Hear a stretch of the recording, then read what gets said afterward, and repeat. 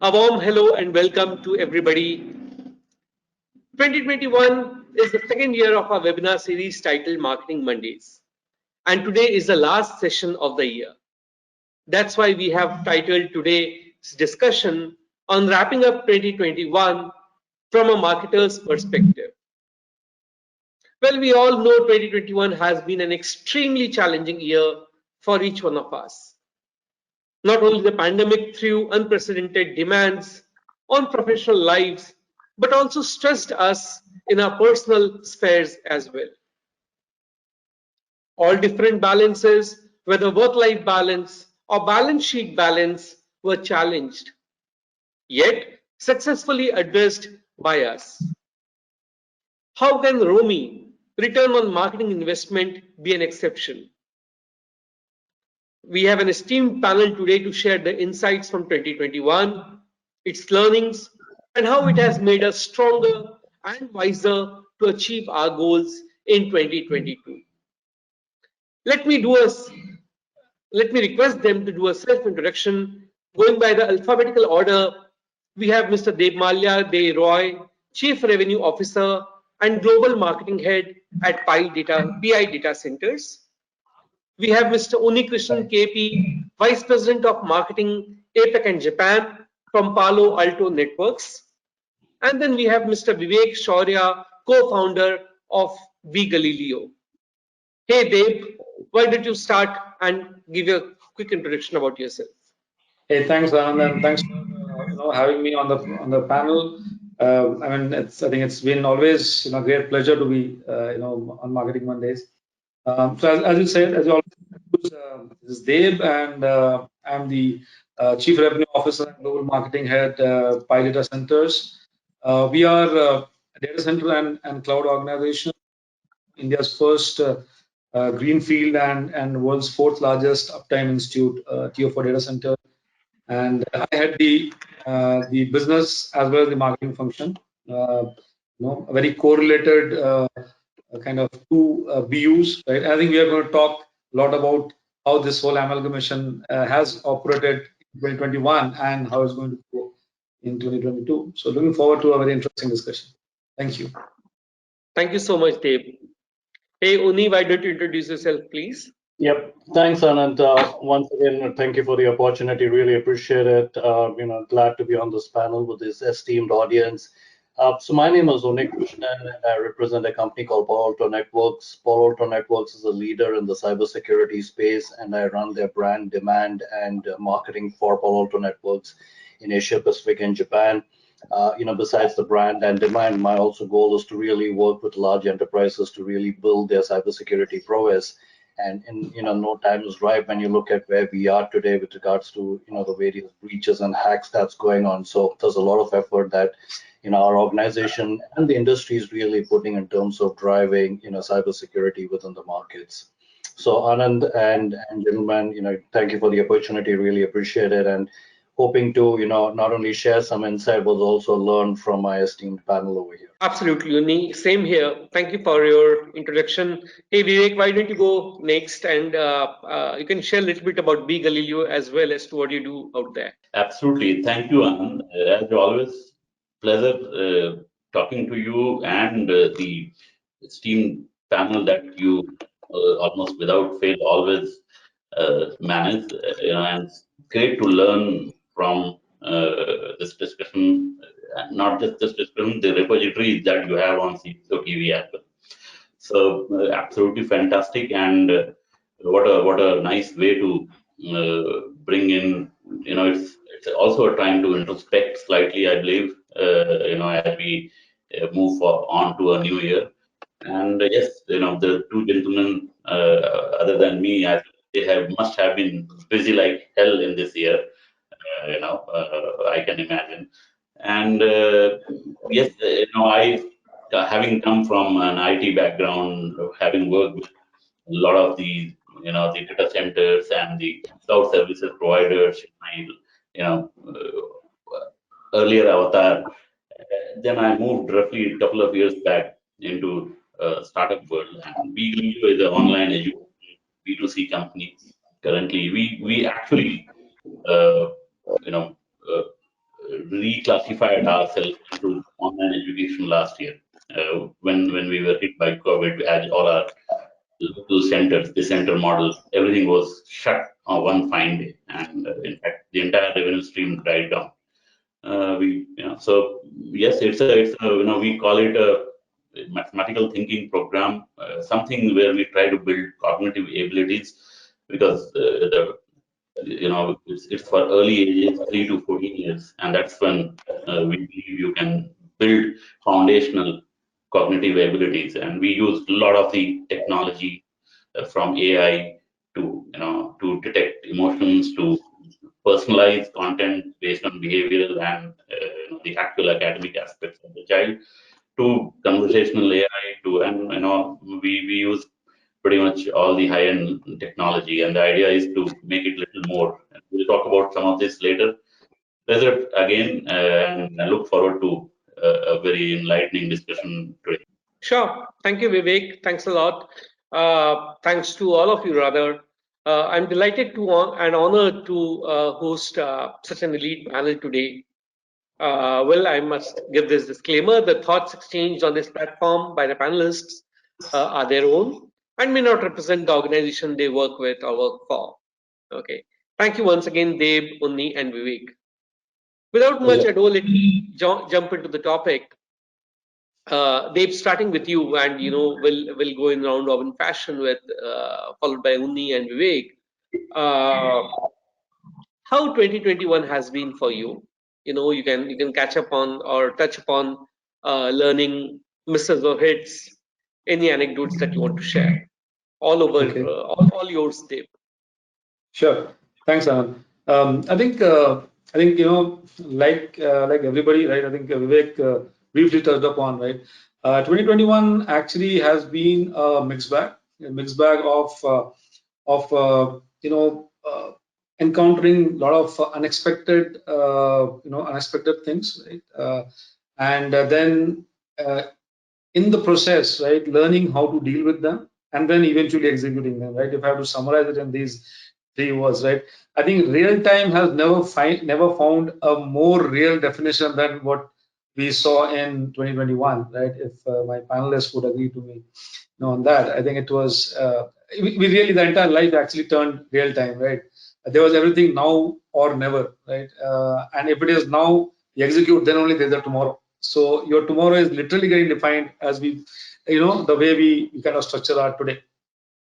So saying so, I think what we learned, and being a data center and cloud provider, right, we were at the thick of things, because most, if you are a data center and cloud provider, you are actually responsible to preserve, to host, preserve, and serve the data. So we are at the thick of things, where the data comes in, resides, and then moves out, right? So it's a very critical mass that we kind of manage, right? And I think what we saw is that data, data farming was never more business critical, right, than what it was in 2021. Right? I think everything started and ended with data, right? Be it any business, and so that was one. And then the other thing which we actually saw is while we talk about data, we talk about data security, right? That came into picture, and how from a marketing standpoint, right? This whole thing of the marketing strategy moving from a synchronous model to an asynchronous model, right? Where the whole digital element took over marketing, right? Was never seen before, right? Digital was just another another way to express marketing, became the only way to express marketing, right? So marketing became all the more serious in 2021, right? When you do a brand strategy, right? You not only, I mean, you are no more just talking about how to position a particular brand or a particular service or story, but you're also talking about how are you kind of creating an overlay of service with security, with deliverables, even in your branding strategy, which was never seen before. Right? So it completely changed. It completely changed how marketing has happened before this, right? So I think that was a revelation. I think we also a lot of things was first for us, right? And I think we learned for good, because this is going to stay. It's not going away anywhere. It's going to stay, right? And yeah, I think that's how it was for 2021 for us.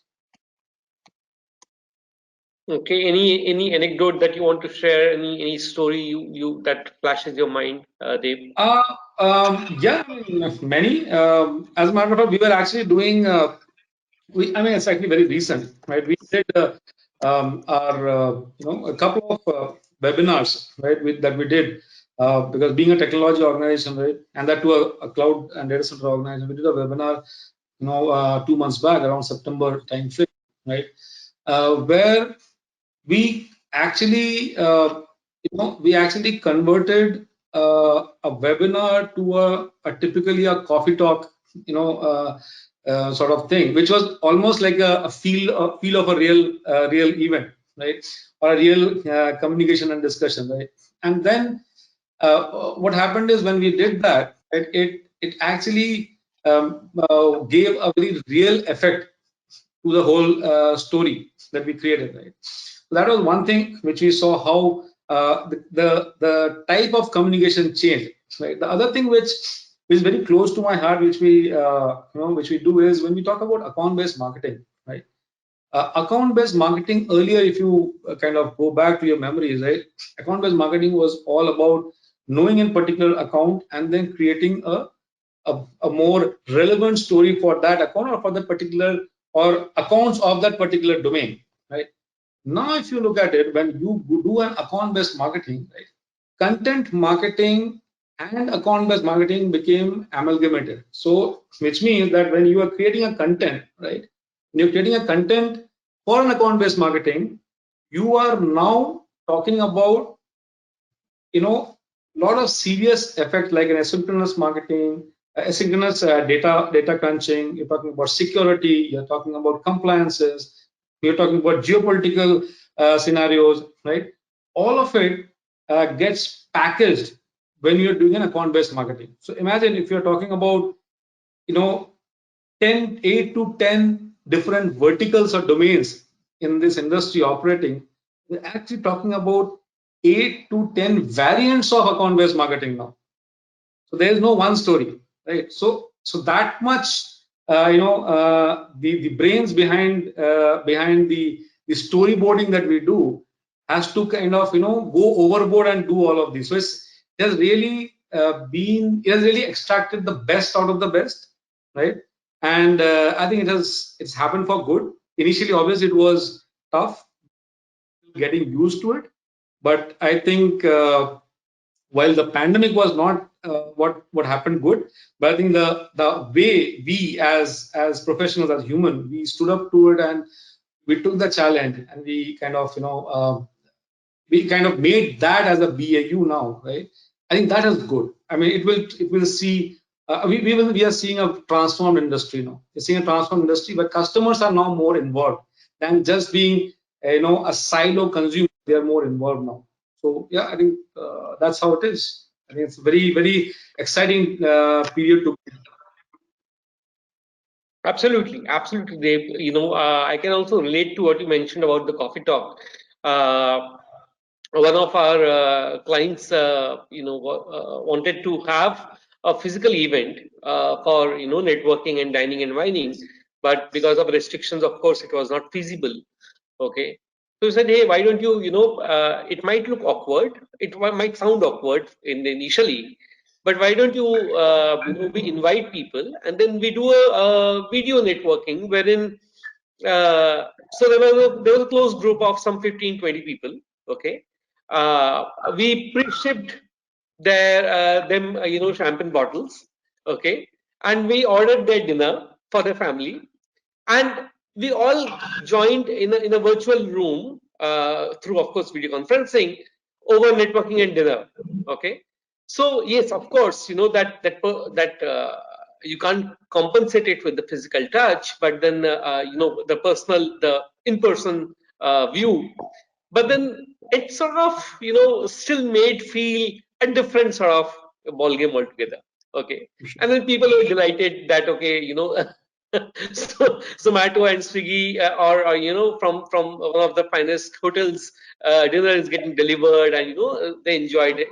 So yes, a lot of, I think you're right, Dave. A lot of new things got popped up. Okay, and I was writing down when you mentioned about ABM and content marketing amalgamation. Yes, we have also witnessed it in the industry. Cool. Thank you so much, Dave. I'll come back to you with a follow-up question. But then moving on to Uni. Uni, the question remains for you. What has been the learning of 2021, misses or hits, and Sure. any anecdotes or stories you want to share? Yeah, Anand. So what I like to do is I'll give you two examples, but and you asked me a good valid question, which I think is really applicable to for all the marketeers. What are the hits and misses? I think one of the biggest learning for us is really about this whole concept of humanization of marketing, right? You talk about personalized, customized kind of marketing. I think we are reaching a phase in the industry where, especially in our segment, well, I would actually say every segment, where you need to be going beyond that whole customization and personalization to bring in the humanization of marketing. And I'll cite some examples. We talk about customers being the center of everything that you do. I would really saying it's about going beyond that to know your customer segment on everything that you do, right? Sometimes we talk about, hey, you got to create a experience which is better than your competition. I would really argue it's not only that, because today your competition is yourself, and you've got to create an experience which is even better than what you did the last time, because you're constantly up leveling everything that you do with your customers. I think they kind of touched upon it, but reaching out to customers is like dating, and I would argue that it's now reaching out to customers is like online dating, because that's the small window that you have, and you've got to be really reaching out and wooing and connecting with them. When you think about relationships is everything, because, and again, goes back to times like these where reaching out to net new customers is that extra mile that you have to go as an organization.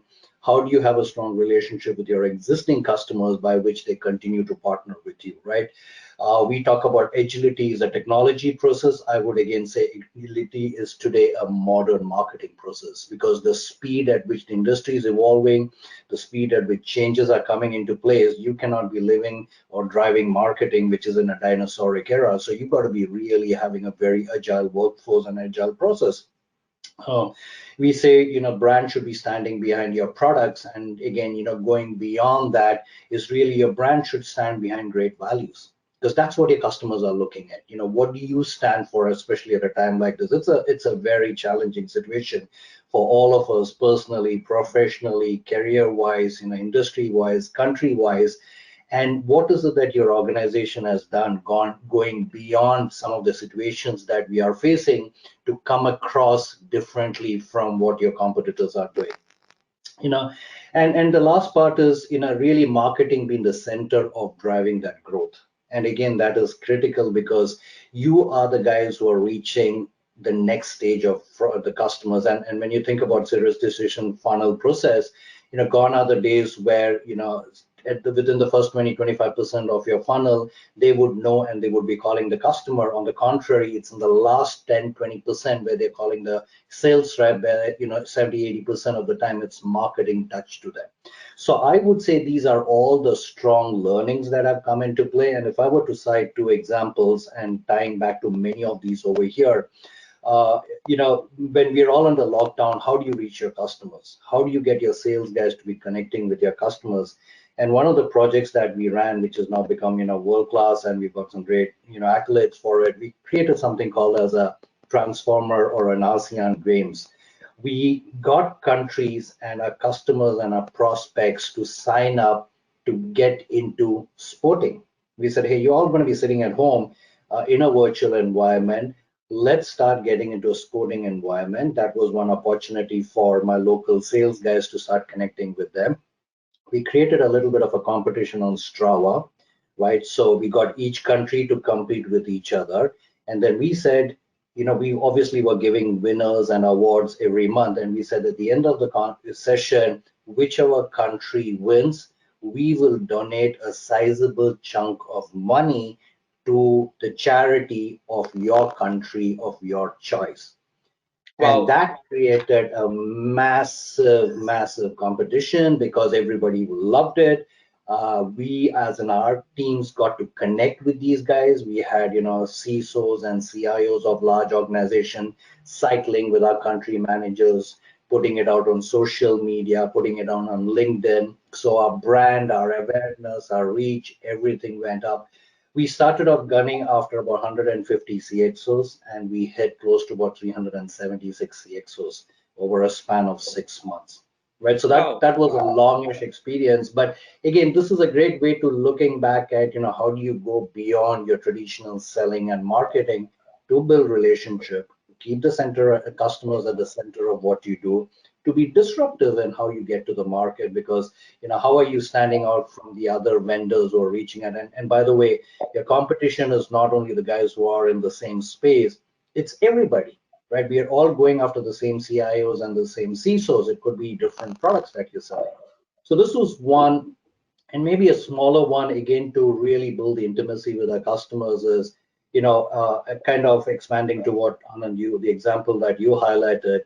What we said was, hey, let's get a CIO community together. Let's get a master chef equivalent, somebody with our CISO who's also a big cook, and let them do a cook-off, right? So we had country-wise chefs or executives, videos going into their kitchen with their partners and their spouses. Imagine the intimacy you're building with your customer.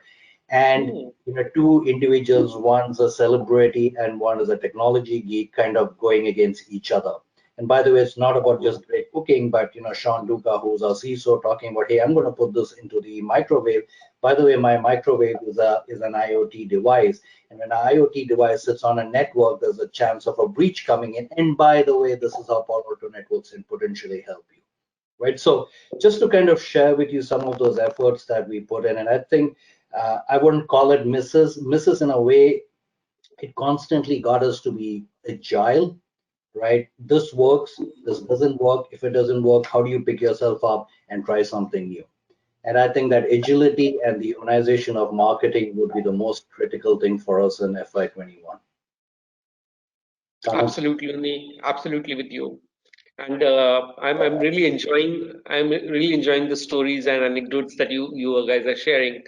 And we did also something similar, wherein two of and that was for an ABM, wherein our client and his ABM prospect. So we invited both the CEOs, and we found a common passion, which was music. Okay, so we said, okay, why don't you do a jugalbandi? Okay, and that was live. Okay, and they played for the duration of their playing was 15 minutes. They kept on going for 45 minutes. Okay. and so you are right. We could find out new ways of connecting with people and establishing rapport, right? So yes, it was not all misses, but lots of hits. Yeah. Sorry, I'm sorry. Anand, I'm just adding to that, and honestly, we don't have a choice. Depending on which country you are in, you've got that small window of that screen in front of you to make that connect. Right? This whole thing about sitting across a customer or a prospect face to face and making that pitch. Today, it's that elevator pitch that happens on your video screen. And if you don't get your prospect and your customer in the first couple of seconds, you've lost them. True. Very true. Very true. Yeah. Thank you so much, Oni. Vivek, you have been listening attentively. I could make that. Same question. Your learning from 2021, misses, hits, and anecdotes. Go ahead, please. Yeah. Thank you, Anand. And yes, indeed, I was all ears. Could relate to most of what they were saying theirs is B2B, related larger B2B enterprises.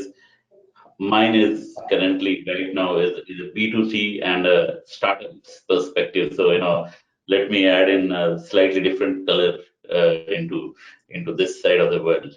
And so indeed, I don't think there are any misses. We can always procrastinate and always this in hindsight we think about most of us glorify our past a lot and then try to reminisce. So I mean that will stay for us, but when we look forward, I think it has done more good. And at times I tell my colleague, at the risk of sounding sadist,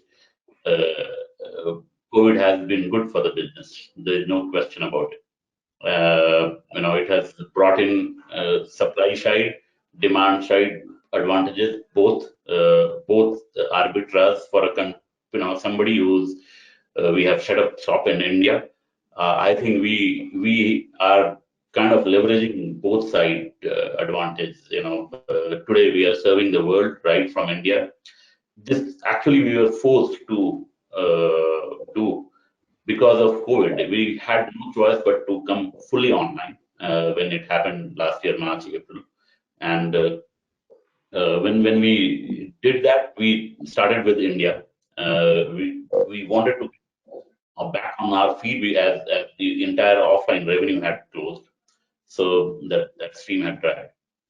So when we came on online, then very natural. We started off in a few countries abroad, in particularly in some of the Asian countries, with some sort of a digital marketing exercises. And then we went forward. We realized the fitment, the cost arbitrage, the talent that we have in terms of our delivery is all about education and academy. Luckily, the product composition that we have, as a demography, we fit in the world well. Indians educating is accepted everywhere. So, Indian teacher, for instance, is accepted in America. It's accepted in Indonesia, Singapore, and accepted with respect. Right. All we had to do was enable a very differentiating technology platform, which to not just mimics the classroom effect and impact, but also does better using some of the new technology dynamics. It took us a little bit of time as we were caught completely unaware. But when we went ahead, I think it was all positive. We almost started from scratch last year because as the older revenue stream died, we went into purely online. And the typical challenges where the technology really helped us big time into enabling the right customer experiences, enabling tying in the as Unni was talking about humanization, individualization of, and I think of marketing. We had to do that particularly in a space like education for younger kids. You can't go generic. You have to really your targeting has to be very, very precise, very personalized, to as much as possible purely humanized. So building a experience-oriented technology architecture, experience-oriented platform was one key. Not just from marketing, how it percolates, how it maps into our technology delivery framework. The actual product delivery, we worked on that front. A few hitches that we faced was because technology had to scale very fast, or otherwise we would have lost some time. Things like if there were we use technology, some of the aspects like containerization and stuff, we had to move. We were forced to. We had no choice because there were a few things which started failing as we moved on and tried scaling on a standard upscale kind of model. We started failing and it was not working out viable. So some of those things, the cloud providers and containerization, functionalities that are available today, we could work on that. In terms of You want marketing, to share any story, Vivek? You want to share any? Yeah, go ahead with marketing. Sorry. yeah. So in terms of marketing, I think what we did was while discovering customer definitely became easy because the frequency at which people were online, it increased more, many more people came online. So discovering a customer definitely became easier. Became easier bit. But with the there was a lot of pandemonium, you will say, online. There was a lot of ruckus created online. There was a lot of customer confusion with various options coming up front, and the idea was in differentiating in that sort of a scenario and trying to build not just segmentation, targeting a segmented customer, but how do you progressively build a customer journey, even in marketing and sales, which is really making sense. Otherwise, you are just adding to the clutter, and that is why if you may hear that the lead cost, for instance, in a B2C world, has increased. The standard impression costs have increased. While it is also because of the bidding mechanism, the paid media works, the paid advertisers work, but it's also to do because the amount of data end customer has access to today they are not able to differentiate. They are not able to the decision point, even though there is enormous amount of data surrounding them, the decision points uh, are taking longer and they are not straightforward. They are zigzag because of the various options available to them. That is where we need to really get a lot more precise, lot more progressively build on what they are doing, what the customer, the competitors are able to target. If there are various means and mechanism today, and then do reach out, reach out to the customer. That was one. Another is when another aspect that we realized was, one thing we were not ready for was using the digital assets available in our enterprise as well as the need of the hour was, and in those days, for instance, as the amounts of ad sheets increase, amounts of customer testimonials increase, the amounts of classes and the recordings increase, processing them manually, getting them through the approval cycles within the your organization completely manually, and then tagging them, trying to discover them, all that became extremely business critical, and all of them, the impact of delays or of time or time elapsed during those trying to find out those content and being able to use them in a on a revenue oriented activity, they started becoming much more prominent. So I think we were caught aware on the DAM aspect of our own, and I think that would be true for a lot of organizations, because as everything became digital, the employees started working, and the entire interaction became digital and virtual. All the interactions became completely digitized. Same with customers, and being able to process the entire amount of data set, the digital assets and data became a challenge, and we had to work on that. So that's also one learning. Other than that, I think this has been. Sorry, you are on mute. Sorry, yes, I just realized that. So I was saying, yes, you're absolutely right. Whether online clutter or offline, that has always been there. There's a lot of noise, but then survival of the fittest does take place, wherein the weak ones or the incapable ones, they perish. But in your case, I understand that the entire team was forced to go online, and there was clutter, so it was challenging to find out the right forum, the right platforms, the right noises that are there, right? Absolutely. Absolutely. Yeah. Cool. Cool. Thank you so much, Vivek. That's great, insight you shared. I'm moving down to my next question, and which is the last question, or the second question. Okay, starting with you, Deb. Based on whatever our learnings have been of 2021, how do you plan to script your 2022? What are the thoughts? And you can touch all aspects, including technology or management or leadership, whatever. Sure. Sure. I think we kind of briefly, I think all three of us kind of briefly spoke about how 2020 would look, because that's like an auto, failover to what we learned. So our learnings in 2021 kind of translates into how our 2022 will shape up as, right? So I think you have to put a word to it, right? I think what we saw is the whole panic pivot that was there in 2021, right? Around this pandemic and this uncertainty and so on and so forth, that we see being transformed into a purposeful reinvention. So what does that mean? Which means that the learning that we had in 2021, right, is going to get infused and invested into making 2022 more result oriented, more result driven. That is one thing.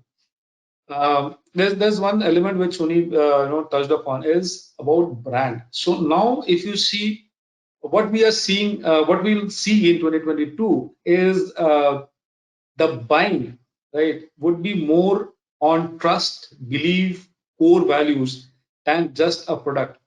Okay, so which means that customers or clients are going to be an integral part of your product design. So the whole literature that we have studied during when we did our B school stuff, or we are growing as professionals, right, where we say you don't sell what you have, but you sell what what the industry needs. I think today is it cannot be any more true today, because now your clients are actually defining what you take to the market, not you take to the market what you want, right? So the customization will be, so while customer was always a king, the customer is the emperor now. So the customization is the emperor now. So so it has gone to that level, and that's what 2022 will be all about. The other thing which I feel is compliance, right? Now from a business standpoint, and it has, there's nothing to do with just marketing, but overall from a business standpoint, whether it's marketing, whether it's sales, whether it's operations, delivery, or as an entire enterprise go-to-market strategy, right? From a leadership standpoint, the compliances will come down very heavy. They will take a lion's share of any strategy that you take to the market, right? For example, if I have to just give you a couple of examples of Facebook, right? The whole privacy policy change that Facebook did, that kind of threw the entire market off its feet, right? Nobody was ready for that.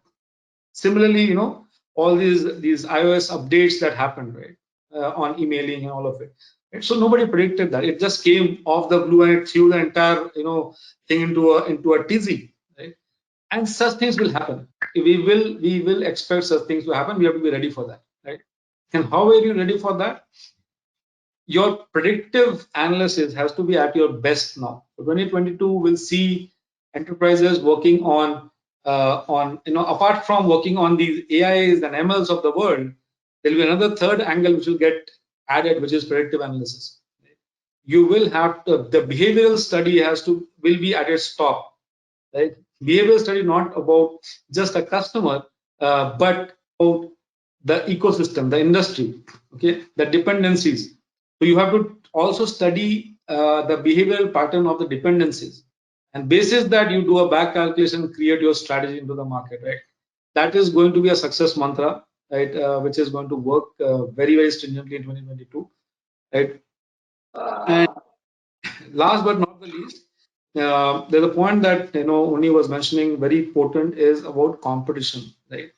I think competition is rightly so, is not just with competition is no more the another firm or another enterprise who is in the similar line of business.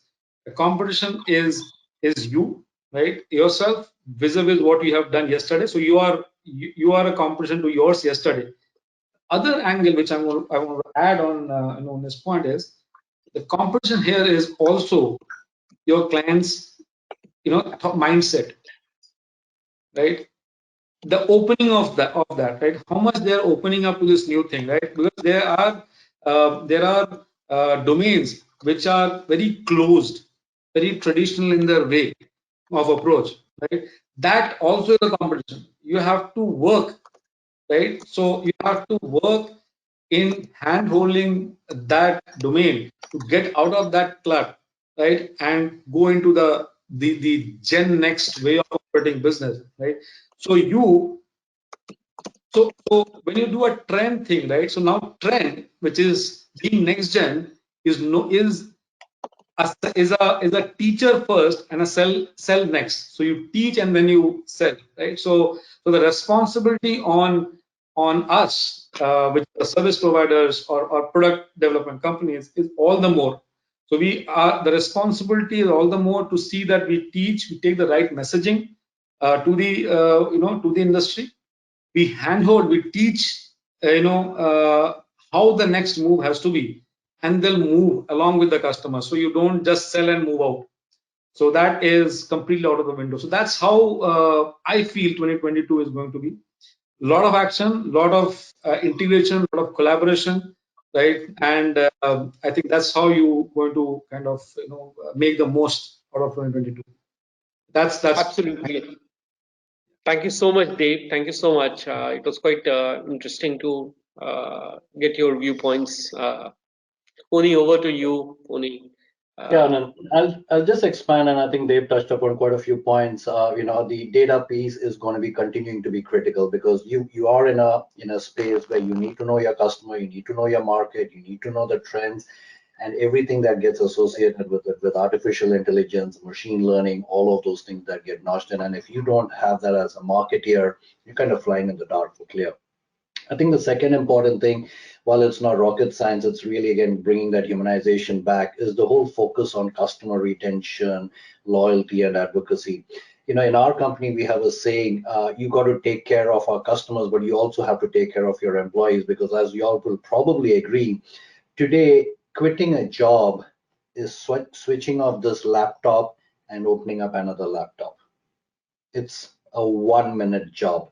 The loyalty piece, because you don't have that camaraderie, you're not sitting in the office, you don't build relationships, you don't build board, you don't see the culture. So it's basically one laptop coming in. I mean, we joke about it. Our onboarding manager is the FedEx guy who's waiting at your doorstep with a new laptop and login details, right? So customer intimacy is exactly in the same mode, because gone are the days where you're able to sit in front of the customer and adapt to every requirement he or she has. So the effort that you got to put in as an organization from a culture, value, data, or insights, etc., on these areas are going to be super, super critical. I think third area that's opening up, and I think Vivek highlighted about this in terms of the market opportunity, right? Good and bad about COVID, you're suddenly beginning to see new markets. You're suddenly beginning to see new customers and consumers. How do you reach out to them, right? It's not going to be a traditional way, the way you've marketed in the past.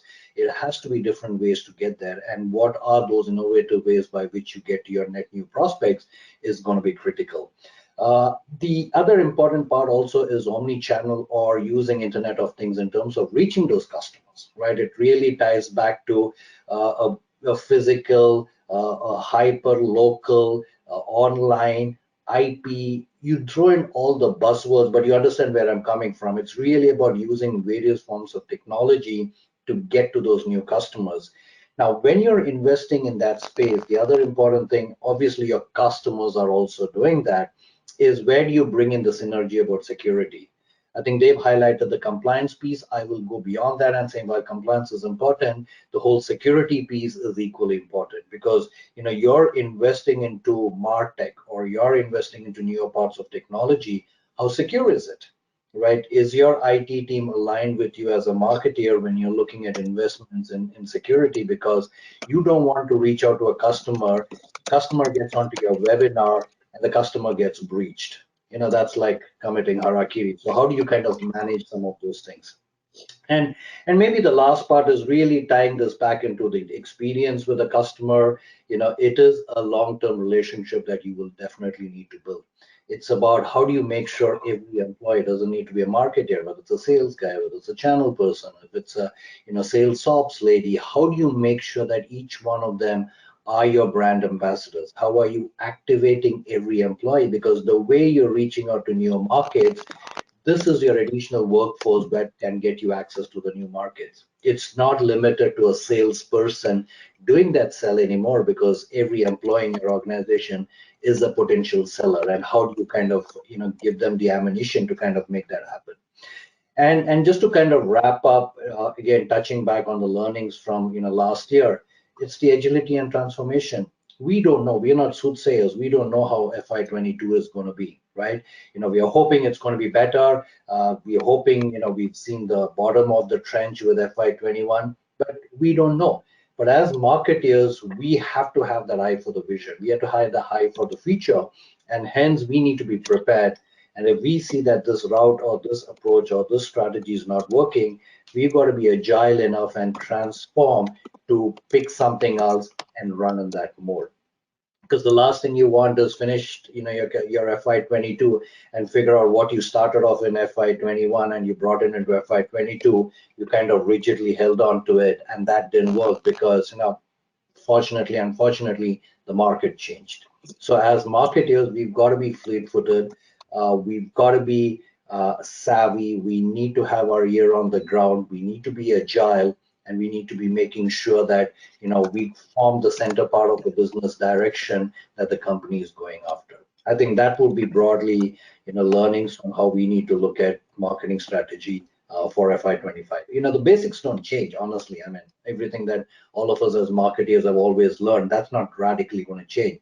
It's the go-to-market vehicle, the go-to-market route, the go-to-market approach that needs to evolve as we look at FY22.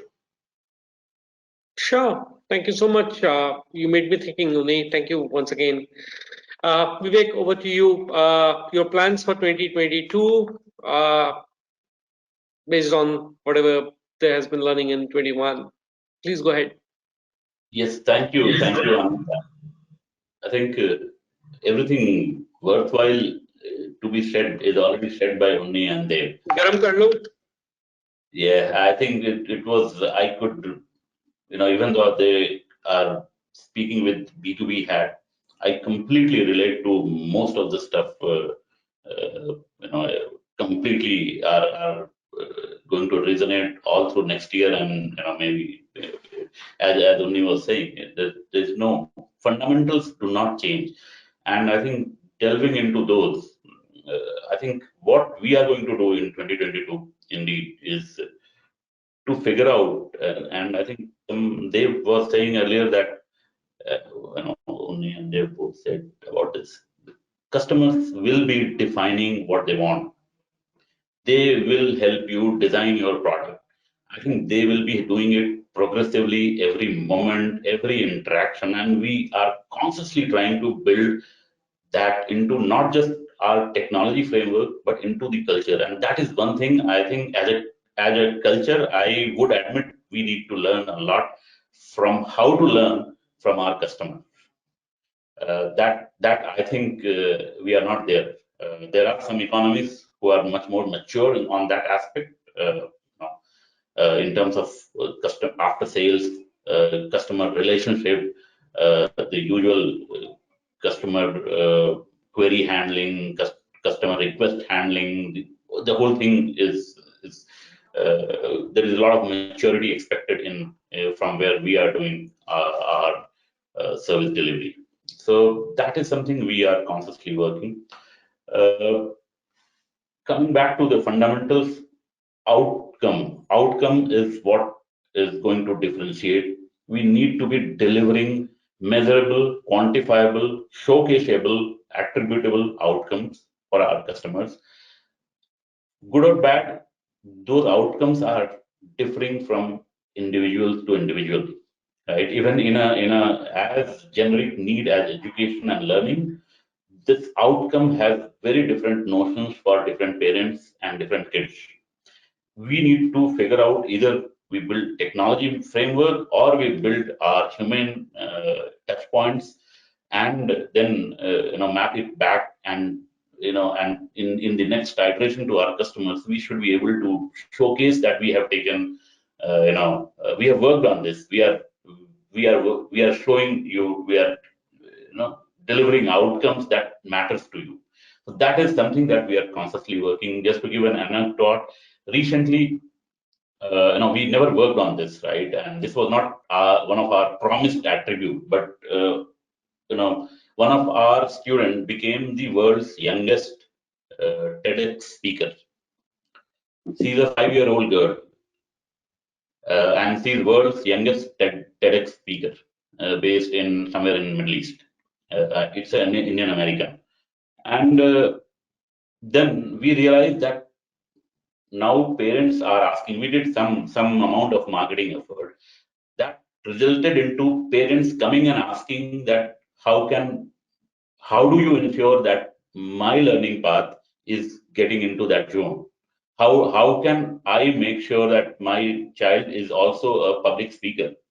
Fine, I don't want to, may not be TEDx, may be far. Now we are teaching math, we are teaching mathematical thinking. We do claim about some amount of logic and confidence and stuff. This is something that we need to deliver. The opportunity is less today because a customer is just a click away from any option. And as Unni was saying, employees, the same is true completely for customers. Just a click, or a very small mouse over on some image, and they're caught, right? And they're just that much. What is so outcomes? The relationship that you are building in a completely virtual mode, your accessibility, when they have a query, when they have a concern, where they have a apprehension, being able to reach. So, Mark and everyone in the acquisition costs have gone way higher in current times, particularly in B2C space. So, how do you increase your LTVs? Is going to be critical to those who are going to make sense and those who are going to stay beyond the initial influx of investor money. In startup world, that is how it is. So a big chunk of money coming in can let you muscle some growth, undercutting, and doing what predatory sort of pricing, but that's not going to take you too far. There are examples in this part of the market and everywhere else. It won't take you too far. So outcome driven, fiercely outcome driven, progressively outcome driven, being able to build long-term relationships on measurable, quantifiable attributes that you are delivering to your customers, and working on maximizing your lifetime value of your customers. These are our must. And if we are some of these things even in a reasonable intensity, I think we'll make a lot more sense than where we are today. Thank you so much, Vivek. It was insightful once again.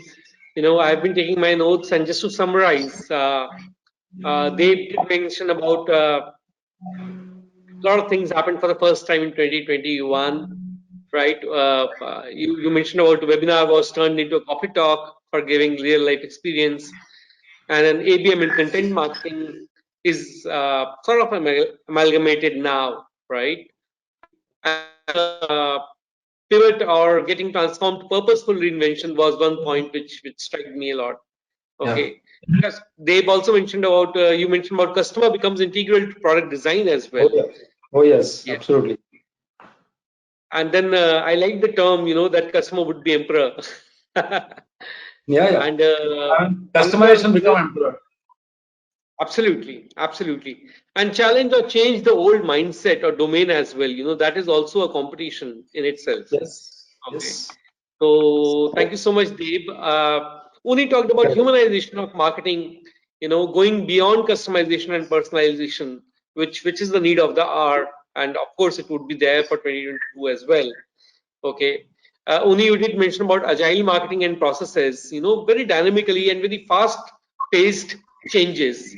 So acceleration is also increasing, not the speed, but the acceleration is increasing. Then Tony talked about funnel touch points by marketing has also changed, in different stages of funnel, right? And I like the statement that you are your own competition. Okay. Compliance and security you touched upon, and then making your employees your brand ambassador. That was also a point which was worth capturing, and I did take my notes.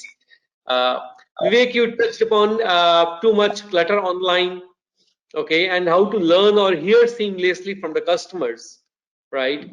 And I liked about outcomes that need to be more tangible, measurable, whether by technology or human touch points, And I really, you made me thinking when you said that new customer demands need to be imbibed, and with increasing customer cost, acquisition costs, it needs to be checked how the customer or outcome can be increased. So, it's looks like a lose-lose game for me. A lot of thinking has to happen.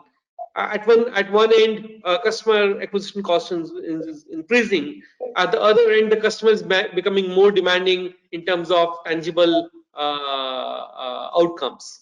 So, how do we cater to these challenges while still keeping our books green and profitable, right? So, thank you so much.